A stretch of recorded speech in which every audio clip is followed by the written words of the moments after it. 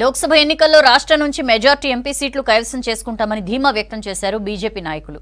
అందులో భాగంగానే ఒకవైపు ప్రచారం చేస్తూనే మరోవైపు చేరికల్ని ముమ్మరం చేసింది బీజేపీ. 6 గ్యారెంటీలను ప్రభుత్వం అమలు చేయలేదని విమర్శించారు బీజేపీ లీడర్లు. కాళేశ్వరం ఫోన్ ట్యాపింగ్ పై రాష్ట్ర ప్రభుత్వం చర్యలు తీసుకోవడంలో విఫలమైందన్నారు BJP state chief Kishan Reddy.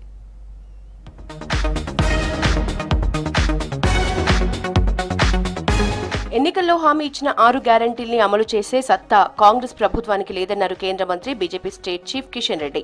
Mahabub Nagar Lok Sabha segment సమావేశంలో పాల్గొన్నారు కిషన్ రెడ్డి. రాష్ట్రంలో డబుల్ డిజిట్ స్థానాలు గెలుచుకుంటామని ధీమా వ్యక్తం చేశారు. కాళేశ్వరం ప్రాజెక్టుపై విచారణ కోల్డ్ స్టోరేజ్ లో పడేశారని, ఫోన్ ట్యాపింగ్ వ్యవహారంలో ప్రభుత్వానికి చిత్తశుద్ధి లేదని విమర్శించారు కిషన్ రెడ్డి. ప్రజలకు ఇచ్చినటువంటి హామీలు ఏవి కూడా ఈ రోజు అమలు చేసేటువంటి పరిస్థితి లేదు. 3 నెలలు దాటిపోయింది. కాళేశ్వరం కంచికెళ్లింది. అవినీతి మరి ముచ్చటే లేదు. న్యాయ విచారణ పేరుతో కాళేశ్వరం దర్యాప్తును కోల్డ్ స్టోరేజ్ లో పెట్టేశాడు. ఫోన్ ట్యాపింగ్ వ్యవహారంలో ఈరోజు ఈ ప్రభుత్వం చిత్తశుద్ధితో వేరించడం లేదు. మరి కేసీఆర్ ను ఓడించాలన్నటువంటి ఒకే ఒక ఆలోచనతో కాంగ్రెస్ పార్టీకి ఓటేయడం జరిగింది. కానీ కాంగ్రెస్ పార్టీ మీద ప్రేమతో తెలంగాణ ప్రజలు ఓటేయలే. హైదరాబాద్ నాంపల్లిలోని బీజేపీ రాష్ట్ర కార్యాలయంలో election management committee convener Lakshman, రాష్ట్ర ప్రధాన కార్యదర్శి చంద్రశేఖర్ అధ్యక్షతన వివిధ విభాగాలకు చెందిన కమిటీలతో సమావేశం జరిగింది. లోక్సభ ఎన్నికల ప్రచారాన్ని ముమ్మరం చేయాలని దిశానిర్దేశం చేశారు లక్ష్మణ్. కంటోన్మెంట్ ఉప ఎన్నికకు అభ్యర్థిని ఖరారు చేయడం కోసం బీజేపీ నాయకుల నుంచి అభిప్రాయ సేకరణ చేశారు.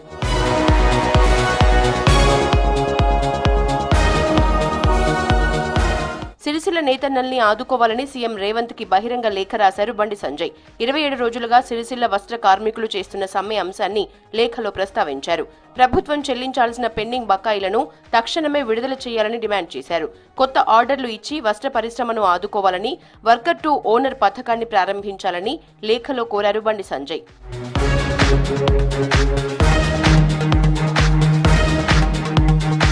కాంగ్రెస్ చెప్పే అబద్దాలు నమ్మి మళ్లీ మోసపోవద్దన్నారు చేవెళ్ల బీజేపీ ఎంపీ అభ్యర్థి కొండా విశ్వేశ్వర్రెడ్డి. వికారాబాద్ జిల్లా పరిగి మండలంలో ప్రజా ఆశీర్వాద యాత్ర నిర్వహించారు. దేశ సేవే లక్ష్యంగా పనిచేస్తున్న మోదీ లాంటి నాయకుడు మళ్లీ ప్రధాని కావాలన్నారు. కేంద్రం ఇచ్చిన పథకాల పేర్లు మార్చి తామే ఇచ్చామని రాష్ట్ర ప్రభుత్వం గొప్పలు చెప్పుకుంటోందని కొండా విశ్వేశ్వర్రెడ్డి ఆరోపించారు. 2500 రూపాయలు ఇస్తా, మహిళలకు పెన్షన్లు 4000 చేస్తా, ఇదేంటి రైతులకు ఎకరానికి 15000 ఇస్తా అని ఉన్నదానికే పైసలు లేవు, మళ్ళీ జీతాలకు పైసలు లేవు, కరెంటుకు పైసలు లేవు.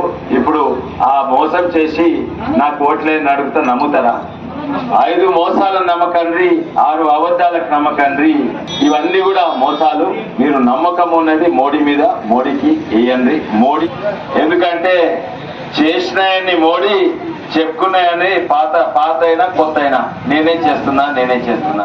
బీఆర్ఎస్ మునిగిపోతున్న టైటానిక్ షిప్ లాంటిదన్నారు మెదక్ బీజేపీ ఎంపీ అభ్యర్థి రఘునందన్ రావు. ఫోన్ ట్యాపింగ్ లో మొదట జైలుకు వెళ్లాల్సింది హరీష్ రావే అన్నారు. మామకు మించి అబద్దాలు ఆడటం హరీష్ కు వెన్నతో పెట్టిన విద్య అని విమర్శించారు. మెదక్ ఎంపీ సెగ్మెంట్ లో పోటీకి బీఆర్ఎస్ కు ఉద్యమకారులు దొరకలేదా అని ప్రశ్నించారు రఘునందన్ రావు. ప్రపంచంలో ఏ శక్తి కూడా టైటానిక్ పడవని కాపాడలేకపోయినట్టు ప్రస్తుతం టీఆర్ఎస్ ఎలియాస్ బీఆర్ఎస్ అనే పార్టీ ఒక మునిగిపోతున్నటువంటి టైటానిక్ షిప్.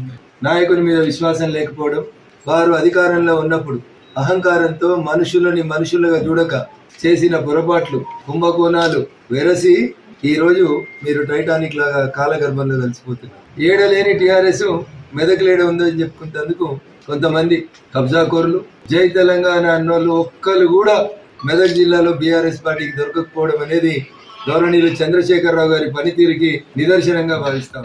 లోక్సభ సెగ్మెంట్ల వారీగా ప్రచారాన్ని ముమ్మరం చేసింది బీజేపీ. ప్రజా ఆశీర్వాద సభలతో ప్రజల్ని కలిసి కేంద్ర ప్రభుత్వం చేపట్టిన సంక్షేమ పథకాలని, అభివృద్ధిని వివరిస్తున్నారు లోక్సభ అభ్యర్థులు.